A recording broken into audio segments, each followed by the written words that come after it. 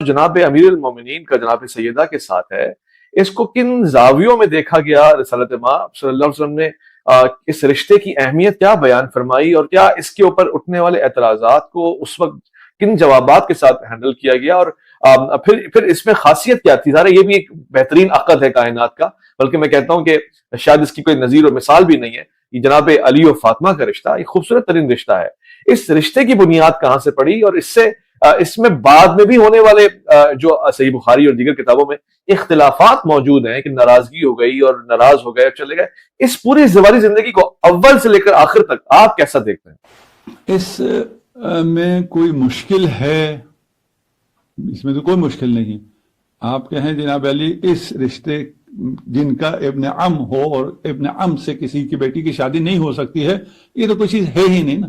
اس کو آپ ابھی اس کو ایک مشکل بنا کے گھڑ لیں، وہ ایک الگ مسئلہ ہے۔ جناب سیدہ کا سب نے رشتہ مانگا ہے، یعنی یہ بھی ایک تفصیل ہے، اور ان روایتوں کو بھی اگر چاہیں تو میں ایک ایک روایت بھی پیش کروں گا، اور یہ سب موجود ہے، میں ابھی اختصار سے چلوں گا۔ سب نے رشتہ مانگا اور سب کو ٹھکرایا، اور سب سے رسول خدا نے یہی فرمایا کہ اس کا فیصلہ میں نے نہیں کرنا، یہ خود خدا نے اس کا فیصلہ کرنا ہے۔ یہ بھی موجود ہے، ہاں، یہ کوئی شیعہ سنی اختلاف نہیں ہے، تاریخ ہے اور مسلمات تاریخ میں سے، اور ہونا بھی چاہیے، یہ بہت بڑا اعزاز تھا، اور اس اعزاز کے لیے سب رشتے لکھے گئے بھی۔ اور پھر اس بحث میں بھی ہم نہیں پڑھتے کہ رسول خدا کی کتنی بیٹیاں تھیں۔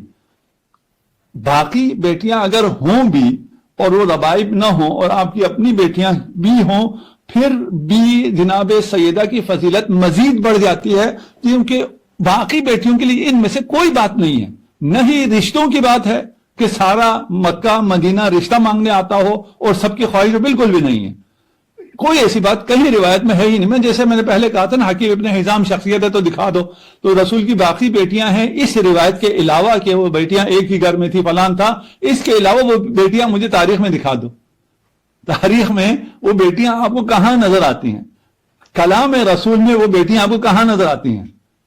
تو اگر ہوں اور تاریخ میں کہیں بھی نظر نہ آتی ہوں تو پھر جناب سیدہ کی فضیلت اور بڑھ جاتی ہے۔ واہ، خوبصورت بات کیا، بہت آشکار ہو جاتی ہے کہ واہ یہ کیسی بیٹی ہے، باقی بیٹیوں کے ہوتے ہوئے، اور صرف بیٹی ہونے کی وجہ سے نہیں ہے، یہ فاطمہ ہونے کی وجہ سے ہے۔ رشتے سب آئے، رسول خدا نے فرمایا فیصلہ خدا خود کرے گا۔ تو اس رشتے پر جس کو اعتراض ہے اسے خدا پر اعتراض ہے، اگر اسے رسول خدا پہ، اس میں تو کسی کو شک نہیں ہے نا، رسول خدا نے رشتہ دیا ہے، اس میں تو کوئی آپ کے ناقدین میں کوئی ایسا بھی ہے جس نے یہ نقد کیا ہو کہ یہ رسول خدا کی مرضی کے بغیر ہوا ہے؟ کوئی ناقد آپ کو ملا؟ نہیں ملا نا۔ تو ان ناقدین سے کہیں کہ تمہارا اعتراض رسول خدا پر ہے، اور رسول خدا نے فرمایا ہے اس کا فیصلہ خدا کے پاس ہے، تمہارا اعتراض پھر خدا کے اوپر ہو گیا۔ یعنی تم حرمتوں میں سے ایک حرمت، محرموں میں سے ایک حکم تم خود جعل کرنا چاہتے ہو، تم چاہتے ہو کہ تم فیصلہ کرو کہ کس اور کس رشتے میں شادی ہو سکتی ہے اور کس رشتے میں شادی نہیں ہو سکتی، یہ فیصلہ تم نے کرنا ہے۔ ہم تمہارے فیصلے کو نہیں مانتے، ہم اللہ کے فیصلے کو مانتے۔ تم اللہ کے فیصلے پر اگر کوئی نقد کرنے نکلے ہو تو اپنے اسلام سے ہاتھ دھو بیٹھو گے، اگر نقد کرنا ہے تو اس کو پھر آگے آنا پڑے گا۔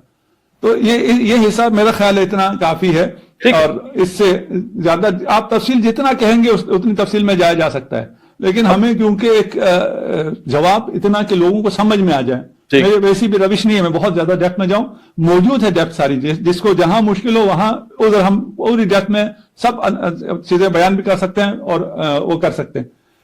یہاں تک بات ہو گئی، رہ گیا اب یہاں پہ ایک سوال بھی کھڑا ہے اگر آپ اجازت دیں، اسی کے ساتھ جڑا ہوا ہے کہ جب رسالت مآب نور رحمت للعالمین کی اپنی شہزادی جناب سیدہ فاطمہ کا رشتہ انہوں نے کسی بھی صحابی کو نہیں دیا ماں سوائے حضرت حیدر کرار کے، اور ظاہر ہے اس میں عمر کا بھی فرق تھا، یعنی ایج کا ڈفرنس تھا اور سب چیزیں تھیں، تو پھر جناب ام کلثوم بنت علی ابن ابی طالب کا رشتہ حضرت عمر ابن خطاب کو کیسے دے دیا؟ یعنی یہ رشتہ آپ کی نگاہ میں کیسا ہے؟ بہت سے شیعہ تاریخ دان ایسے ہیں جو اس کو سنتے ہیں، دیکھتے ہیں، تسلیم بھی کرتے ہیں۔ دیکھیے یہ رشتہ اول تو نہیں ہے، اور مزے کی بات یہ ہے کہ میں اس کی تاریخ میں پھر نہیں جاؤں گا، لیکن بتا دوں گا آپ کو کہ یہ اہل سنت کے ہاں بھی آیا ہے یہ روایت آئی ہیں، ہمارے ہاں بھی اس کی روایت آئی ہے، یہ رشتہ ہوا ہے، لیکن اگر ان روایات کو مان لیا جائے تو اس سے اگلا جملہ میں نہیں بول سکتا، ابھی آپ کو سنسر کرنا پڑے گا.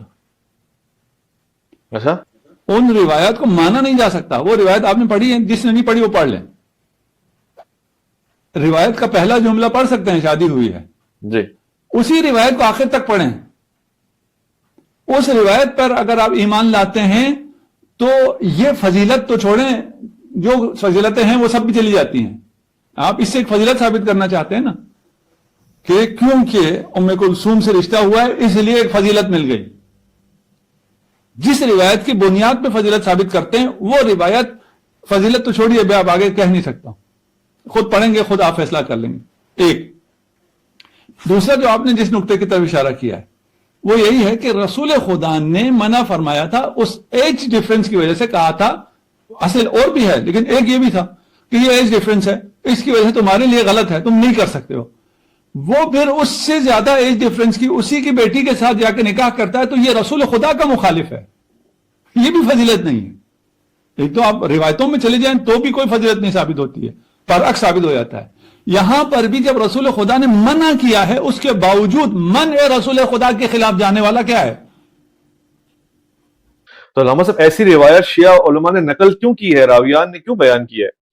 دیکھیے پھر اور بحث ہے، اسے سمجھنا پڑے گا. ہمارے ہاں روایت ہونے کا مطلب نظریہ ہونا نہیں ہوتا. کہ اگر ہمارے پاس کوئی روایت ہے تو اس کا مطلب یہ نہیں کہ یہ ہمارا نظریہ بھی ہے. یہ روایتیں جب چیزیں چل رہی ہوتی ہیں تو ہم ان روایتوں کو ریکارڈ کر لیتے ہیں اور اس کو رکھ لیتے ہیں.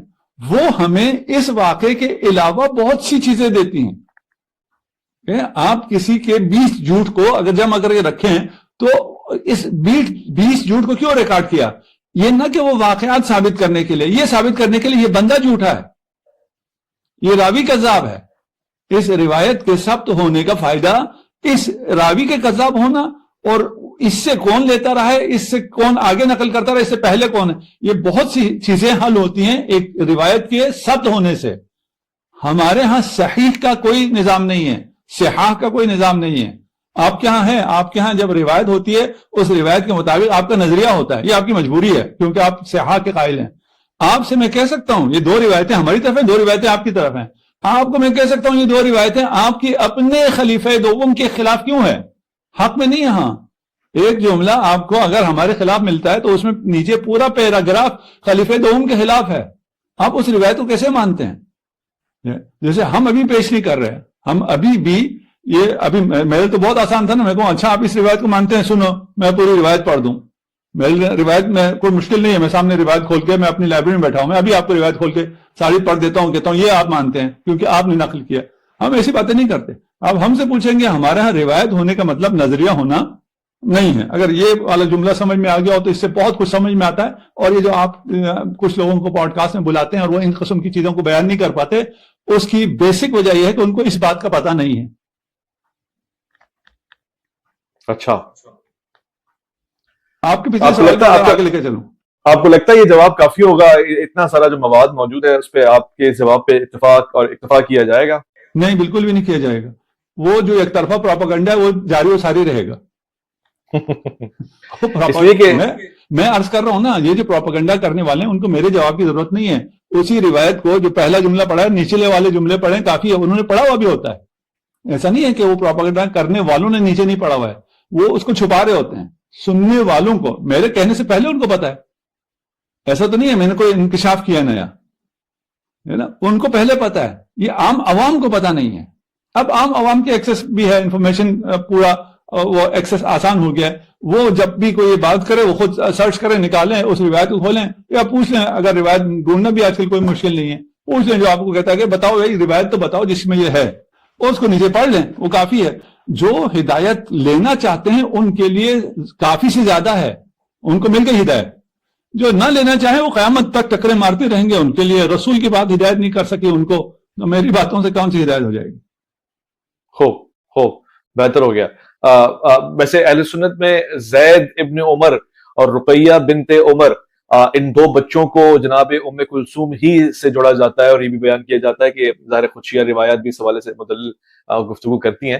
میں نے کہا اس چیز کو میں ڈال دوں ایڈیشن، اور آگے بڑھتے ہیں. علامہ صاحب اختتامی لمحات مگر قیمتی لمحات ہیں.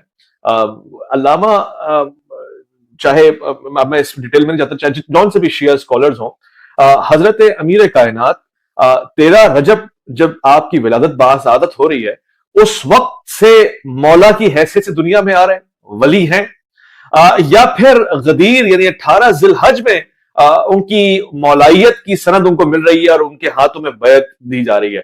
صحیح ڈیوریشن کیا ہے؟ علی امام بنص صفاتہ و خصائص ذاتہ، جس کو یہ جملہ سمجھ میں آ گیا، یہ عربی کا جملہ ہے جسے سمجھ میں آئے. آپ کے الحمدللہ سمجھنے والے بہت سے لوگ یہ پروگرام دیکھتے ہیں. دیکھیے یہ جو ولایت ہے یہ ہے کیا، اسے سمجھنے کی ضرورت ہے. اگر اسے ہم نے سمجھ لیا تو پھر یہ باقی سارے جوابات بہت آسان ہو جائیں گے. ولایت دو ہیں، ایک ولایت تشریعی ہے، ایک ولایت تکوینی ہے. یعنی ایک ہستی ایسی ہے جو مقام امامت پر ہے، جیسے رسول خدا نبی تھے پیدا ہونے سے بھی پہلے، بعثت سے بھی پہلے. یہ ہمارا ایمان ہے اور اہل سنت کی اکثریت کا ایمان ہے. کنت نبیا والآدم بین الماء والطین، یہ روایت اہل سنت میں بھی ہے، 70 سے زیادہ روایت ہے اسی مضمون کی، وہ تو آتے ہیں.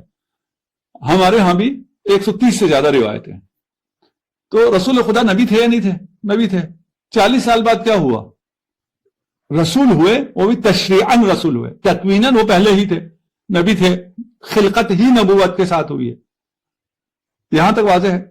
اس کے بعد کچھ نواسب ہیں یا کچھ اور گروہ ہیں، اہل سنت کی ایک بہت اقلیت ہے، وہ یہ کہتی ہے کہ وہ نہیں، وہ جو کن تو نبیًا ہے وہ یہ ہے کہ مجھے نبی لکھا گیا ہے، کوتب تو نبیًا، یعنی شروع سے وہ آپ کا بھی لکھا گیا تھا کہ آپ اینکر ہیں.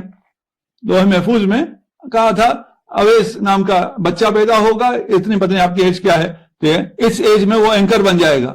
یہ تو کوئی فضیلت نہیں ہے نا کہ آپ کے لوح محفوظ میں لکھا ہوا ہو. تو کہتے ہیں یہ بھی نبی کی بھی کوئی فضیلت نہیں ہے، وہ لکھا ہوا تھا صرف. جبکہ روایت کن تو ہے، نہیں کہ میں تھا، نہ کہ میرے لیے لکھا گیا تھا. یہ بھی لوگ سرچ کریں پتہ چل جائے گا یہ خیانت بھی کس نے کی ہے. میں نام نہیں لیتا کسی کے بھی، نام بڑے بڑے ہیں.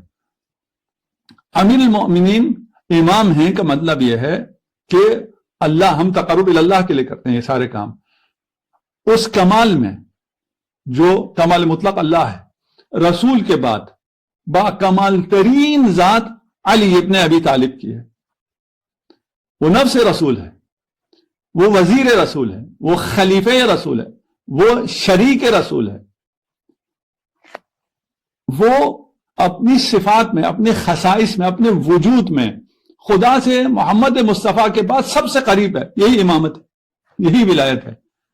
یہ امامت، یہ ولایت اول خلقت سے حاصل، اور اول خلقت 13 رجب نہیں ہے. آپ کہیں 13 رجب نا، یہ 13 رجب نہیں ہے. یہ عالم کا جو افتتاح ہوا ہے، کائنات کا جو پہلی خلقت ہے، وہ نور محمد مصطفیٰ صلی اللہ علیہ وآلہ وسلم ہے. اول ما خلق اللہ نوری، اور اسی نور سے اسی وقت دوسرا نور مشتق ہوا ہے، وہ علی ابن ابی طالب کا نور ہے. تو علی امام ہے اس وقت سے. یہ 13 رجب کیا ہے؟ علی کو اللہ نے خلق ہی امام کیا ہے، جس طرح محمد مصطفیٰ صلی اللہ علیہ وآلہ وسلم کو خلق ہی خاتم کیا ہے. اسی وقت سے جب نہ ابھی لوح ہے، نہ قلم ہے، نہ زبی ہے، نہ آسمان ہے، علی امام ہے. اس کے بعد آ جاتے ہیں کہ آپ کی اسلام آ گیا، رسول اس پہ رسالت ہو گئے، دعوت شروع ہوئی. تو دعوت ذی العشیرہ میں جو پہلا کام کیا ہے وہ علی کی امامت کا، علی کی وصایت کا، علی کی خلافت کا اعلان ہے، علی کی شراکت کا اعلان ہے. جو میں کہہ رہا تھا نا آپ کو، میں پیش کرنا چاہتا ہوں، انت بنی بمنزلت ہارون بن موسیٰ، وہ جو حدیث، یہ تو غدیر میں بیان نہیں ہوئی نا، یہ اس سے پہلے بیان ہوئی. تو علی امام ہیں. غدیر میں کیا ہوا ہے؟ یہ تو پہلی دعوت ذی العشیرہ میں علی کی تشریعی امامت کو بھی بیان کر دیا گیا ہے. دعوت ذی العشیرہ میں علی کی امامت کا اعلان نہیں ہو، تو بارہا ہو چکا تھا. وہ تنصیب فعلی ولایت امیر المومنین تھا. ابھی جملہ اگر کوئی لکھ لے اور سمجھنے کی کوشش کرے تھے، آپ کی تنصیب فعلی ہوئی تھی. اور یہ اعزاز بھی صرف علی کو حاصل ہے کہ حیات رسول میں ہی کسی بھی رسول نے اپنے وصی کو، اپنے خلیفہ کو اپنی حیات میں اس کی بیعت نہیں لی ہے، یہ صرف علی ابن ابی طالب کے ساتھ خاص ہے۔ تو 13 رجب ولادت امیر المومنین ہے، اور غدیر 18 ذی الحجہ تنصیب فعلی ولایت امیر المومنین ہے، اور علی کائنات کی خلقت سے پہلے ہی امام ہے۔ بہت اعلیٰ، بہت خوب۔ ظاہر ہے ایک سوال جو سب ذہنوں میں اٹھے گا، اذہان اس کا تقاضا کریں گے، جو خصوصیات آپ نے حضرت علی بن ابی طالب کی بیان فرمائی ہیں، کیا وہ تمام خصوصیات بدرجہ اولا یا یکساں تمام ائمہ میں موجود ہیں؟ مثلا کیا امام محمد باقر میں بالکل ہو بہو وہی خوبیاں، وہی فضائل جو رسالت مآب حضرت حیدر کرار کے لیے بیان فرما رہے ہیں ویسے ہی موجود ہوں گے؟ کیا آپ اس میں کوئی کمی بیشی کی دلیل رکھتے ہیں؟ جو تمام ائمہ اہل بیت ہیں ان کے لیے ہمارا ایمان ہے اولنا محمد، آخرنا محمد، اوسطنا محمد۔ وہ تمام ائمہ یکساں ان صفات کو، کمالات کو رکھتے ہیں، اس میں کوئی شک نہیں۔ اس کے ساتھ یہ بات بھی یقینی ہے کہ کچھ خصائص امیر المؤمنین کے جس میں کوئی بھی شریک نہیں ہے، حتیٰ آپ کی اپنی اولاد بھی شامل نہیں ہے، حتیٰ حسنین شریفین بھی شامل نہیں ہیں۔ دیکھیے، مولود کعبہ ہونا صرف علی کی خصوصیت ہے، کوئی اور اس میں شامل نہیں۔ امام اول ہونا علی کی خصوصیت ہے، نفس رسول ہونا علی کی خصوصیت ہے، وزیر رسول ہونا علی کی، یہ تمام صرف علی کی خصوصیت ہے۔ علی کی وہی خصائص آگے چلیں تو وہ باقیوں میں خصائص آ گیا، علی کی وجہ سے آیا۔ اصل علی ہے، سرچشمہ علی ہے، منبع علی ہے، مصدر علی ہے، وہاں سے پھر باقی اولاد میں بھی گیا ہے۔ یہ باب مدینۃ العلم ہے، اسی باب سے باقی ائمہ کو بھی علم ملا ہے، اتنا ہی ملا ہو پھر بھی علی کی خصوصیت الگ ہے۔ ٹھیک ہو گیا، شارٹ کویسچنز ہیں، بہت شارٹ کویسچنز ہیں۔ 13 رجب حضرت امیر مومنین حضرت حیدر کرار علی بن ابی طالب کی ذات میں کئی مرتبہ آئی ہوگی، کیا آپ نے کبھی اس کو سیلیبریٹ کیا؟ اور اس کے بعد 11 امام آئے ہیں، کم سے کم 10 ائمہ تو موجود ہیں، کیا انہوں نے 13 رجب کو اس طرح سے سیلیبریٹ کیا جس طرح بھی آپ کرنے والے ہیں؟ کتنے منٹ میں جواب دینے ہیں آپ؟ شارٹ کوسچن آنسرز کے تیز تیز بول رہے ہیں، آپ کو مزاحم نہ کروں، کتنے جواب دینے؟ نہیں آپ دل کھول کے کریں، میں تو چاہ رہا ہوں کہ آپ کو مزاحم نہ کروں، کہیں ایسا نہ ہو کہ آپ سے زیادہ وقت لے جاؤ۔ ہاں دیکھیے، سب نے، یہ تو آپ بات کہہ رہے ہیں نا، اس سے پہلے بھی تمام انبیاء نے منایا ہے، تمام اولیاء نے منایا ہے، تمام فرشتوں نے منایا ہے، سب نے سیلیبریٹ کیا، اور ابھی بھی تو 13 رجب آتی ہے تب بھی یہ سیلیبریشن ساری پوری کائنات میں ہوتی ہے، ہمیں آپ کو نظر نہیں آتی ہے۔ ٹھیک ہو گیا، بہتر ہے۔ رحمان صاحب، اب ایک وہی کرنٹ افیئر سے جڑا ہوا سوال ہے۔ اسماعیلی آغا خانیوں میں یہ دلیل موجود ہے کہ جو آج کے امام ہیں وہی ہیں حضرت علی، بلکہ وہ تو اس عقیدے کے قائل بھی ہیں کہ وہ ہو بہو حضرت علی ہی ہیں، یعنی نور علی ہیں، تو وہ امامت ویسی کی ویسی موجود ہے۔ آپ اس حوالے سے ان کا کم سے کم احترام کریں گے کہ جی سادات ہیں، سید ہیں، انہی صحیح آپ ان کو امام نہیں مانیں گے، لیکن کیا نور تو وہی نہیں ہوگا، یا وہی فضیلت یا وہی مقام یا وہی مرتبہ یا کسی بھی درجے میں وہ عکس نظر آئے گا آپ کو اس میں؟ نہیں، بالکل بھی نہیں، برعکس ہو جائے گا، برعکس ہو جائے گا۔ اتنا اس پہ اختصار کریں گے جی؟ اب اختصار شارٹ آنسر ہے نا، شارٹ آنسر ہو گیا، بالکل برعکس ہو جائے گا، کوئی فضیلت نہیں۔ دیکھیے، میں کسی اور جگہ آپ کو جواب دیتا ہوں۔ کچھ لوگ آئے بیٹھے تھے میرے اسی آفس میں، آئے بیٹھے تھے اور کہا یار آپ فلاں کا اس لیے تو احترام کر لو نا، جس طرح آپ نے کچھ خصوصیات کہا کہ یہ خصوصیات تو ہیں اس لیے آپ احترام کر لو۔ اچھا، صرف اس لیے احترام کرنا ہوتا ہے؟ بالکل۔ تو ہمارے ساتھ ہی یہاں پہ اتوار بازار ہے، میں کہ اتوار بازار میں کسی ایک عام لڑکے نے کسی لڑکی کو چھیڑ دیا، 2 عورتیں جا رہی تھی، ان کو چھیڑ دیا، آپ کیا کریں گے؟ کہا ہم اس کو ماریں گے، تنبیہ کریں گے، فلان کریں گے۔ میں نے کہا اچھا، اگلے اتوار آپ گئے اور ایک مفتی صاحب نے، جس کی جتنی مرضی آپ نے فضائل بیان کرنے بیان کرو، اس نے عورتوں کو چھیڑ دیا، تو اب آپ کیا کریں گے؟ کہ پہلے کو اگر تھپڑ مارا تھا تو اس کو تو جوتیاں ماریں گے۔ تو ان چیزوں سے خلاف کرنے والوں کے لیے کوئی احترام باقی نہیں بچتا ہے، ان کی عذاب میں، تنبیہ میں، سزا میں اضافہ ہو جاتا ہے۔ ابھی ہمارے پڑوسی ملک کی جانب سے خبر بھی چل رہی ہے کہ جو جارڈن کی سید فیملی ہے، جو کنگ عبداللہ اور ان کی فیملی ہے، وہ تو ڈائریکٹ ڈسینڈنٹ ہیں ہولی پروفٹ کے، یعنی اہل بیت ہیں وہ۔ تو آپ اس خبر کو کس نگاہ سے دیکھتے ہیں کہ اہل بیت ایسے ہوتے ہیں؟ بہت سے لوگ دیکھ رہے ہیں ان کے لباس کو۔ اہل بیت نہیں ہے، دیکھیے اہل بیت جن کا اہل بیت سے تمسک کا حکم ہے، یہ نہیں ہے نا، ہم اس بات کے قائل نہیں ہیں۔ یہ بھی ایک وہ ہے، غلط فہمی ہے کہ ہم ائمہ اہل بیت کی نسب کی وجہ سے وہ کرتے ہیں، عزت کرتے ہیں. نہیں، بالکل بھی ایسا نہیں ہے. یہ کوئی نسبی اعزاز نہیں ہے کہ کیونکہ آپ رسول کے خاندان سے ہیں اس لیے آپ کو ائمہ اہل بیت کو حق ولایت حاصل ہے، حق حاکمیت حاصل ہے. بالکل بھی نہیں ہے. یہ سادات کو کوئی استثناء حاصل ہے، کوئی استثناء حاصل نہیں ہے. ہم ائمہ اہل بیت کو امام مانتے ہیں اس لیے کہ وہ منصوص من اللہ ہیں، اللہ سے. یہ نص کسی اور کے لیے آ جاتی ہے، ہم ان کو اسی طرح مانتے ہیں. ہمیں کوئی یہ نہیں ہے کہ اگر آپ نے خاندان ہی میں ماننا ہوتا تو ائمہ کی اولاد میں سے بھی کچھ اولاد نے ادعاء امامت کیا، ہم ان کو مانتے؟ بالکل بھی نہیں مانتے. صحیح. ائمہ ہی کی اولاد میں سے زید النار ہے، زید ہے جس کے لیے کہا گیا ہے کہ یہ اس سے خود امام رضا علیہ السلام نے اس کو بلا کے پوچھا کہ بھئی یہ تم جو لوگوں کے ساتھ جاتی کر رہے ہو، یہ گناہ کرتے پھر رہے ہو. اس نے کہا میں اولاد زہرا ہوں، میں جہنم میں نہیں جلایا جاؤں گا. ابھی کی بات بھی کر رہا ہوں، اسی امام کے بھائی کی بات کر رہا ہوں. فرمایا نہیں، تو بھی آتے ہی جہنم میں جلے گا. کیسے نہیں جلے گا؟ تو سید ہونا یقیناً اعزاز ہے، یقیناً شرف ہے.